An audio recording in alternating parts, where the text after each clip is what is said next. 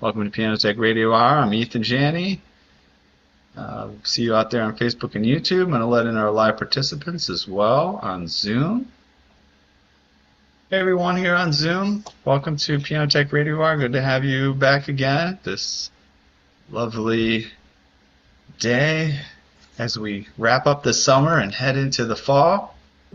I'll give an intro to the program and then we'll begin speaking with our esteemed guest for today. This is Piano Tech Radio Hour.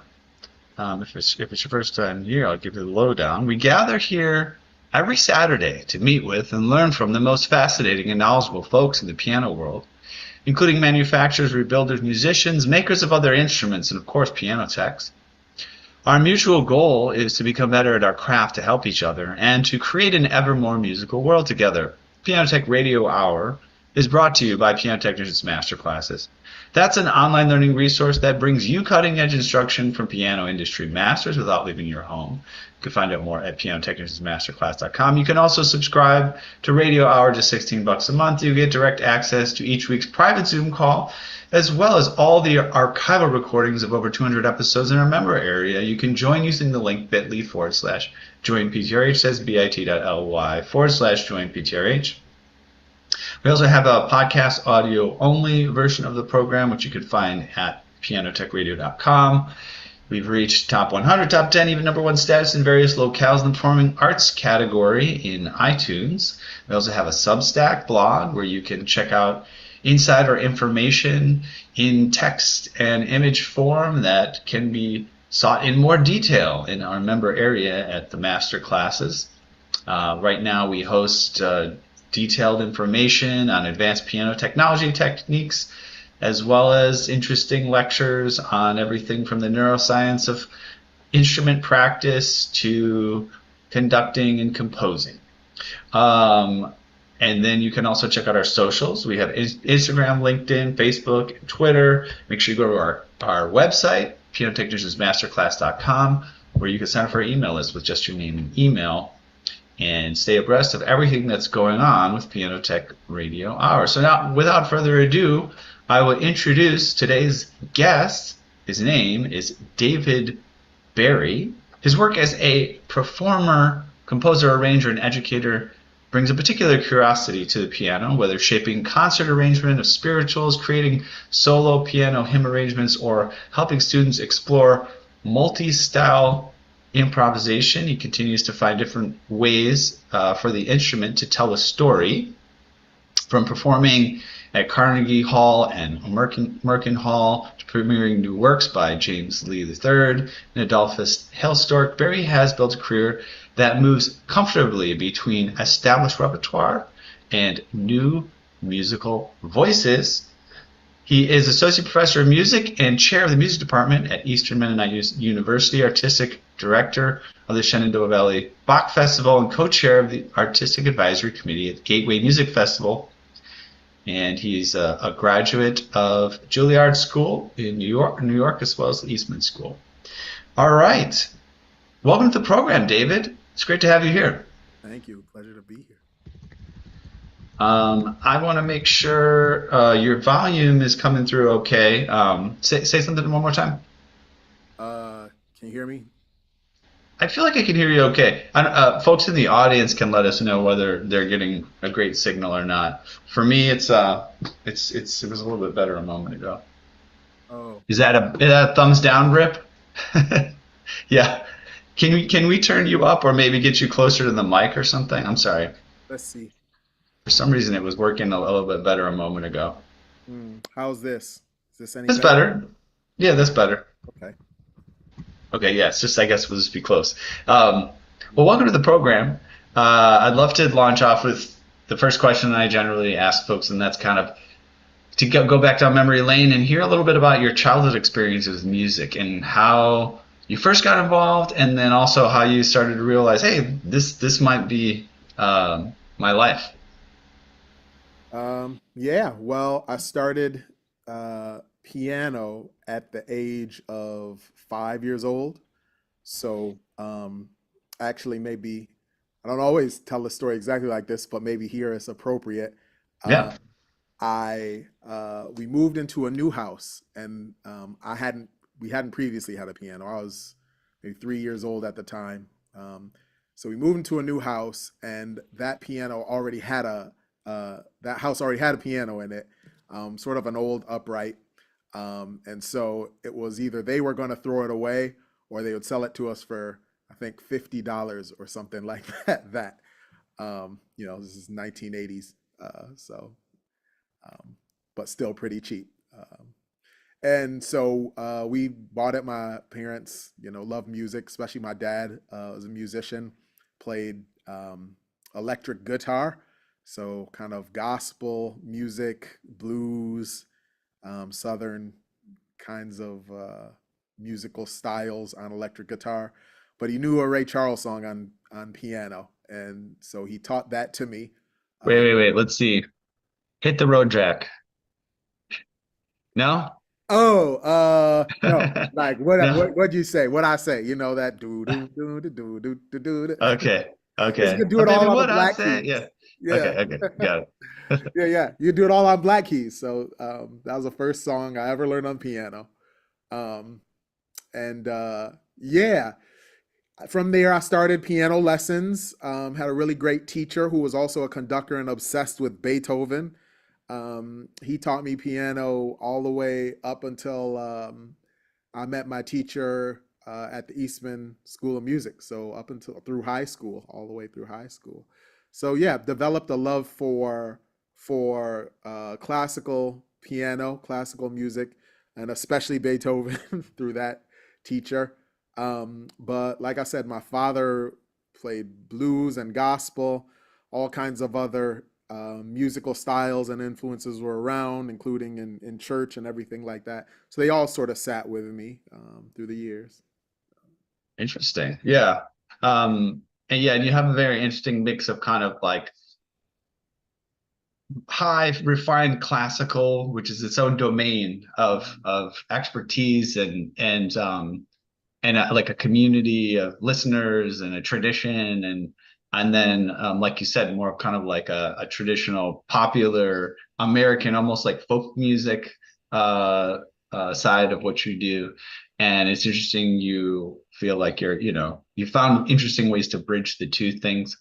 Is it, have you, I guess, what's your approach to um, putting things together as versus like keeping them independent? Yes, that's interesting because in some ways I think I am a um, purist, not in a rigid sense, but I like to hear those styles in their most authentic form. Like if I'm listening to the blues, I love like Howlin' Wolf and Albert King and BB Buddy Guy. All of those legends. I love what people did after them too, but there will always be a place for those musicians. Similarly, in a very different style of music, I run a Bach festival. I am a pianist. I've studied some harpsichord. It's not my primary instrument, but the principles of early music sort of always resonated with me, and some of those just things about timing and space and phrasing that go along with that have always been important to me in thinking about Bach or with Beethoven, sort of some of the text issues and performance practice. I've always found interest in that kind of thing. So no matter what like sphere of music or performance tradition, kind of the essence of it and like where it's from in its core, like most pure form, has always interested me. And so that's the part I know. The part about how they come together is a little bit of a, I won't say a mystery for me, but I think it's just all the types of music that have lived in me um, come together. I guess what's organic is what guides me. So when I write my pieces, I rarely do I think, well, I want a little bit of this ingredient and that ingredient, a little blues, a little. It's sort of like what comes next that feels most organic, and and it's sort of come together in ways where traditions have been bridged and pieces are right. Yeah, interesting. Um, I would also love to shift gears a little bit. You and I talked before we started, and I knew this from your bio that you had spent, you went to Juilliard. You spent significant time in New York. I think you said maybe a decade or more. Mhm. I always love to talk about that influence. So we're talking about Syracuse, New York, you're growing up, that's more of kind of like, that's not the city, that's not the urban environment of metropolitan New York per se, Mhm. but I'm sure it felt like it was just around the corner being in the same state. Um, and now you're in Pennsylvania, but tell me about the years in New York and how that kind of came together, because that is a place where things mix together for sure. All these Yeah. different traditions, right? I'm in VA now, Virginia, Oh, but you're in Virginia now. yeah, Okay, yeah. But I've got it. spent some time up in PA too, so Okay. not crazy. Yeah, Yeah, I see. You said, yeah, okay. So you said, I was trying to put the two things together. So yeah. Harrisonburg, That's yeah, Harrisonburg. Okay, yeah. all right, How you right. got It's like, there? is it Yeah. Harrisburg or is it Harrisonburg? Mhm. And when I think Mennonite, I think Pennsylvania. So I just assumed. Of course. Okay, yeah, Yeah. but yes, go on. Yeah. No, tell me that. Say that one more time. New York and Oh yeah, I would just love to hear from you, kind of the experience of being in New York for that decade or more, and how that contributed to the different things coming together or not, sure. because it's such a place where things do come together. Yeah. Well, that's interesting, um, because I moved to New York after undergrad to go study at Juilliard. So I was there for my master's and doctorate, but then continued to live in New York and sort of really started my professional career while living there. So when I went to Juilliard, it's interesting because the way the building was structured, at least at that time, I went there studying classical piano. Um, it was sort of like, I think maybe um, dance and acting was the third floor. The fourth floor were practice rooms. I think it still was. I think I've got the floors right. And the fifth floor was like private studios and stuff like that. Um, and so on the fourth floor, you'd have sort of all the musicians there were. It's not a huge, huge, huge space. Um, Hmm. and so, you'd have all the jazz pianists, jazz musicians, classical musicians all playing together. It wasn't so much the classroom spaces were a little bit by wings and stuff like that, but you just came across a lot of people. So I would hang out quite a bit. I did this in undergrad too, but at Juilliard and in New York with jazz musicians a lot. We'd go and find two piano rooms and play. I'd play them a Rachmaninoff etude, then they'd play me something by Duke Ellington. And so, yeah, I had some good friends at that time. And one of the guys I used to hang out with and do this a lot with was John Baptiste, if you know his Oh yeah, name. we've Yeah. heard of him. So we were there at the same time, and he put me on all kinds of New Orleans pianists, and we do classics. And so yeah, that just a good example of kind of like how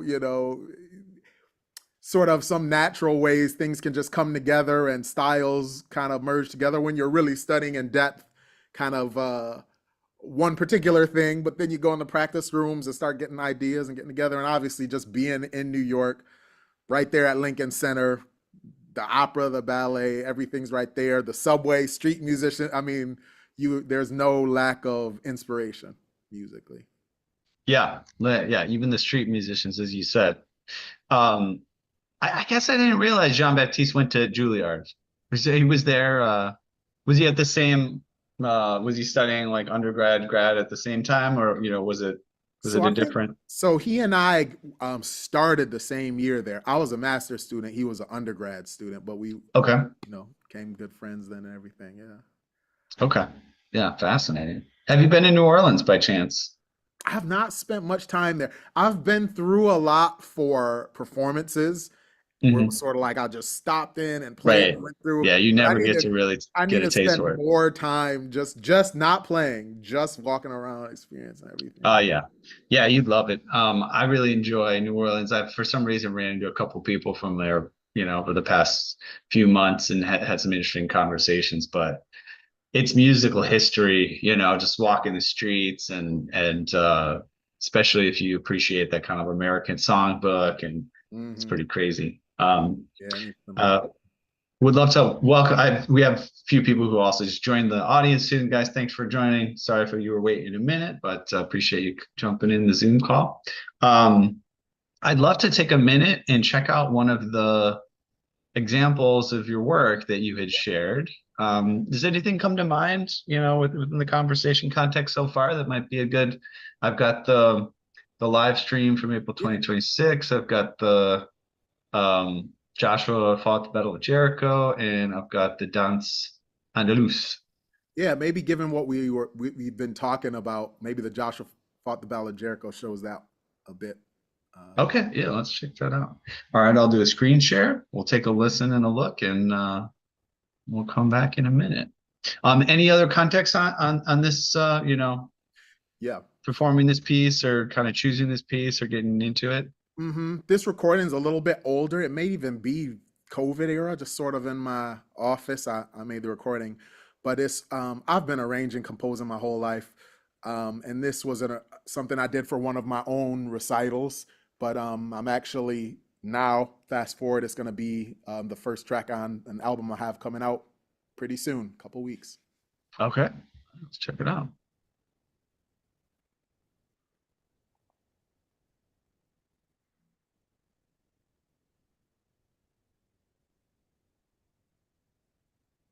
Oh, I got it on mute. Let's make that. Let's change that.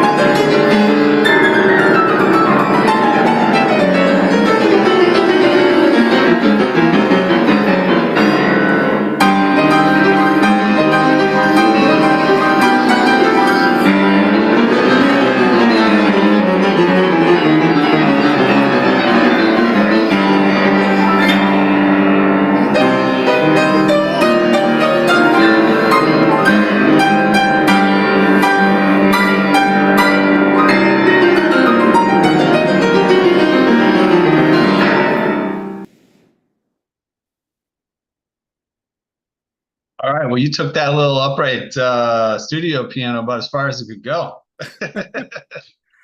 Our techs have been in for a few broken strings here and there. That's the broken strings. Yeah, Yeah. that sounds about right.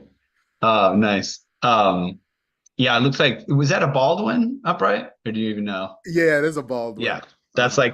like the workhorse, those Baldwins that have that signature kind of shape as well. Practice those. Um, Yeah.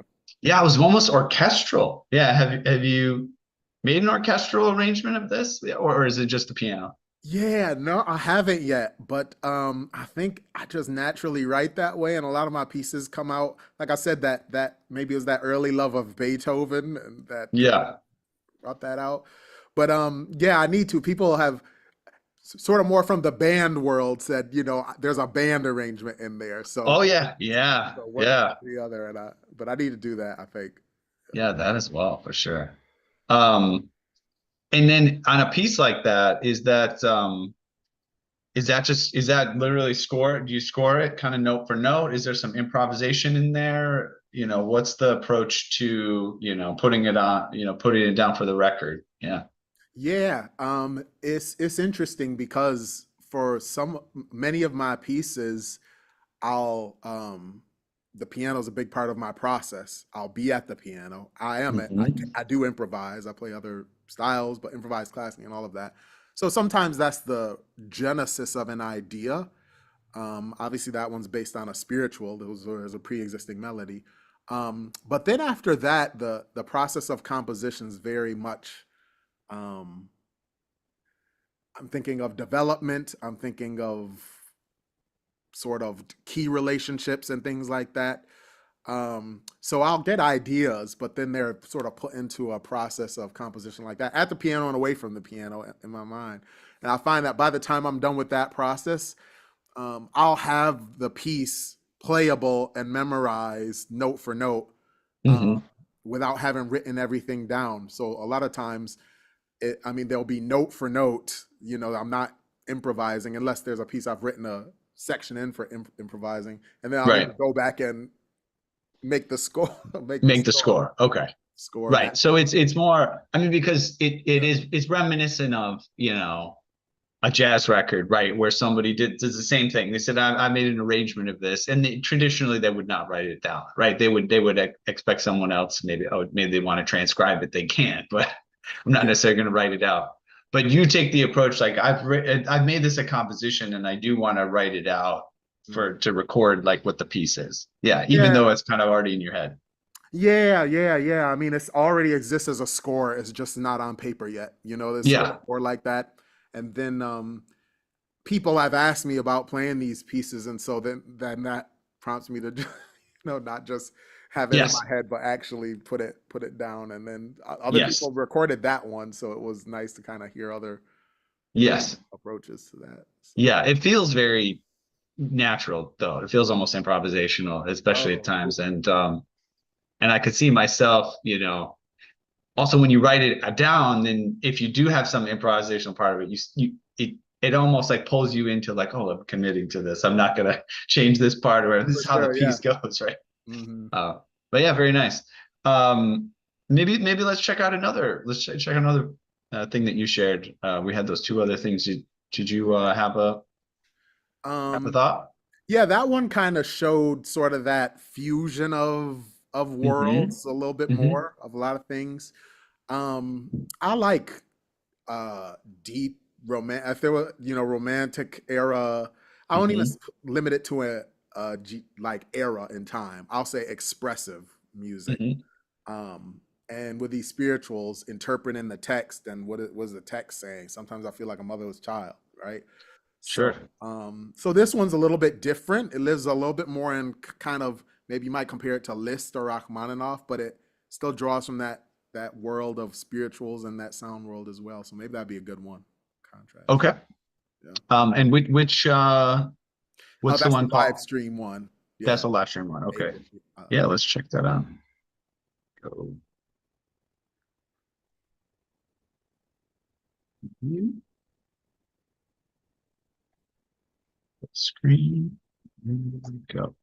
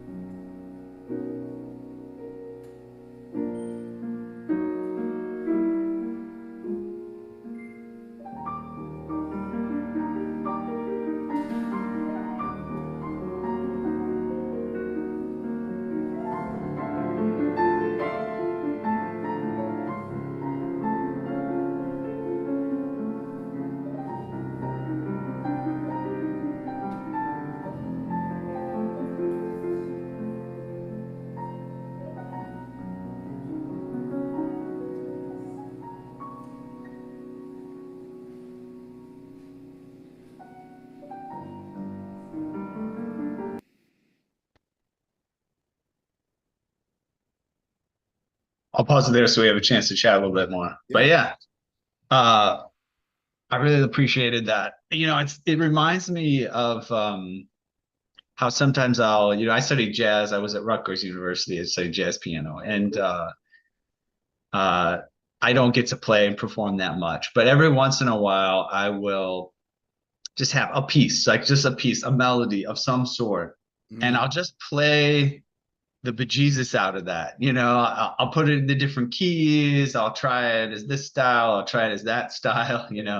And it's very, I don't know, I find it very rewarding, and it also connects you with the fact that like a melody or a chord progression, it has its own essence Mm. outside of genre, right? And then you can take all these things. So the way Totally. when you were playing it, and the way you set it up, oh, the romantic, and I could tell, I think you have these things under your fingers that are like romantic approaches to things, right? And it's almost natural to say, oh, hey, I have this melody that I also play this way. And oh yeah, if I were Rachmaninoff, what would I be doing, right? Is that Hmm. is that kind of the experience? Yeah, that it's kind of like all of these different styles, and like you said, living with a melody is important. Hmm. Playing it in different keys.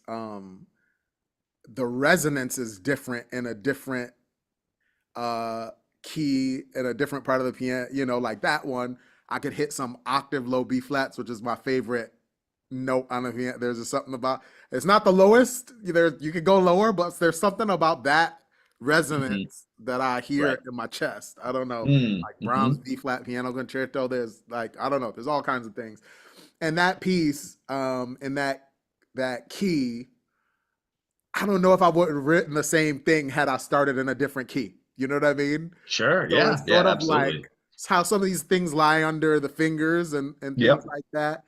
And then kind of, yeah, it's like if I'm thinking about that, the lyric, sometimes I feel like a motherless child and what's that expressive world, Mm. then I think sort of naturally composers like Rachmaninoff and Liszt and sort of the sound world, the aesthetic, everything they come from, but also the blues and that since you're a jazz guy, I'll talk a little bit. Sharp four, Oh, sure. Yeah. on the way down of Motherless Child. What does Hmm. that mean? And then are there harmonic implications there? So it's a mix of just raw feeling it in your bones, and then what are the musical styles you become accustomed to learn how they speak to that feeling. Yes. Yes. And I appreciate your approach. I mean, I was literally thinking as I was listening to it, it can go so wrong. Basically, the worst place it can go is elevator music, right? It's like they have these melodies and then they put it together, and you're like, Yeah. what is this? This is not music. But I feel Yeah. like you've done a very good job of it. Doesn't feel contrived, it just feels very natural. So I appreciate that you have that skill, and that's it's Thank probably you. somewhat natural and somewhat developed, of course. Yeah. No, thank you. Yeah. Um, So yeah, appreciate it. I know I mentioned to you, and I had mentioned to listeners, we may wrap up a little bit early today, Mhm. maybe in a couple of minutes. Would you like to visit one more recording for a moment, or do you want to sort of walk it out now, or do you feel that I had that third thing? Should we check out a little bit of it, or Sure. Yeah. This isn't one of my own pieces. Those two okay, are will be on my album I have coming out September 4th, Spirit, Body, and Soul, Concert okay, Spirituals for Piano. So all kind of my spiritual arrangements. This one is a piece called Dans Andaluz by Cuban composer Joaquin Nin. okay, So it's just a really amazing piece. I love playing it. So just another okay. song, what I do. All right, let's pull that up. I'll make sure I got it queued up here. Dots under loose. Okay, perfect. Share that.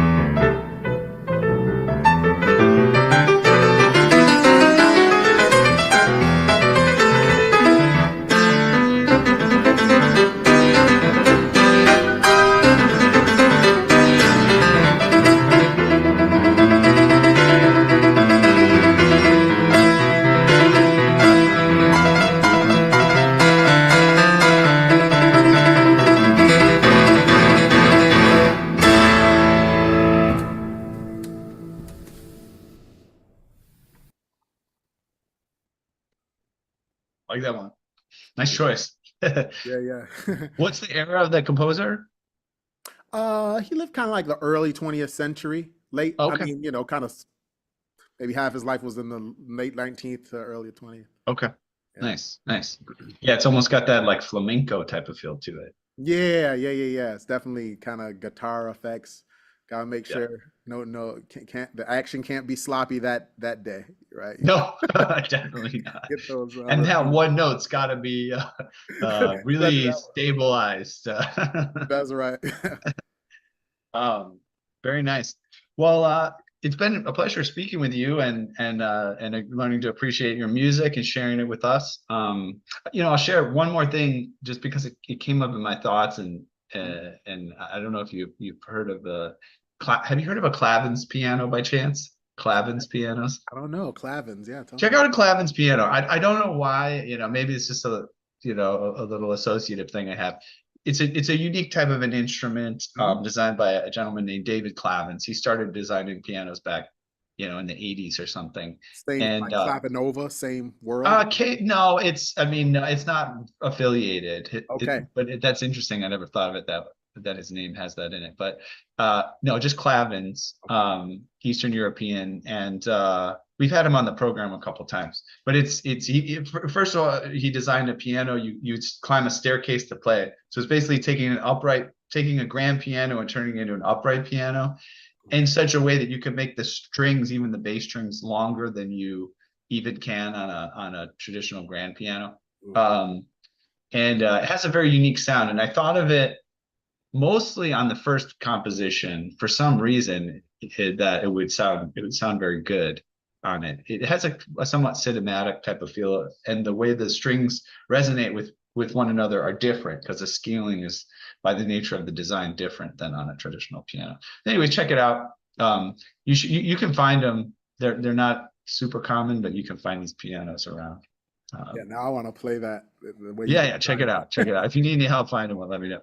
for sure. But yeah, beyond that, it's been a pleasure. Was there anything else you wanted to share before we walk it off? Um, no, that's pretty much it. Like I said, I'm excited about the album. Heard a couple selections there, so I'll be on all streaming platforms. So yeah, Spirit, Body, and Soul, Concert Spirituals. Check it out. Okay, wonderful. All right. Well, thank you. We've reached the end of another musical journey here at Piano Tech Radio Hour, as I always say. And we want to, of course, thank you for joining us as our guests, as well as our live audience. Thanks, guys, for jumping in as you typically do. We love to have you here as an audience. As always, this is brought to you by Piano Technicians Masterclasses. That's cutting edge instruction from piano industry masters without leaving your home. And for those that might have joined us for the first time today, or sign up for the session individually, you can make your life more convenient. You can subscribe to Piano Tech Radio. It's just $16 a month. You get direct access to today's session in a member area, as well as automatic registration for each week's new session. You can sign up at bit.ly/join PTRH, bit.ly/join PTRH. Also, don't forget about the podcast audio only version at pianotechradio.com. You've got our Substack where you can find some interesting tidbits of information. And then you've got our socials linked in Instagram, Facebook, and Twitter. And finally, our email list, which you can sign up for at pianotechniciansmasterclass.com with just your name and email. And with that, we'll be signing off. David, if you want to just, after we sign off, jump back on the Zoom link, you and I kind of have a quick wrap-up chat. And besides that, again, thanks everyone for showing up today, and we'll see you again next time. Bye-bye.